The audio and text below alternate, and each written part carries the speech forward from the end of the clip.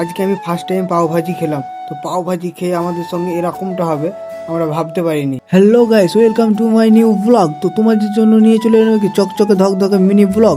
তো ভিডিওটা শেষ পর্যন্ত দেখো। তো এখন আমি আছি রঘুনাথগঞ্জ তুলসী বাড়িতে। তো এই দিকটাতে দেখতে পাচ্ছ মন্দির আছে, আর এই দিকটাতে হলো এখন আমি যাচ্ছি সদরঘাট। ওখানে রাজীব, সুনয় আর উজ্জ্বল বসে আছে। তো ওর দিকে ফোন করেছিলাম, তো বললো চলে আয়, আমরা এখানেই আছি। ওরা মানে প্রাইভেট থেকে এসেছে। দিয়ে এখন ওই দিকটাতে করে সাইকেল রেখে এলাম।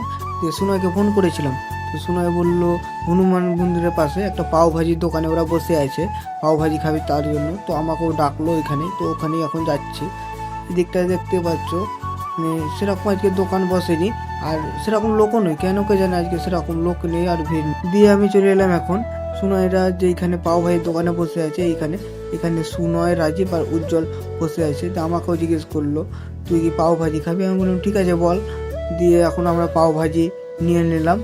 তো এই দিকটাতে দেখতে পাচ্ছ এখন আমরা মানে পাও ভাজি খাবো, তার জন্য আমাদের পাও ভাজি রেডি হয়ে গেছে। তো আমাদের এখন পাও ভাজি খাওয়া হয়ে গেছে। দিয়ে এখন যাচ্ছে বাড়ির দিকে।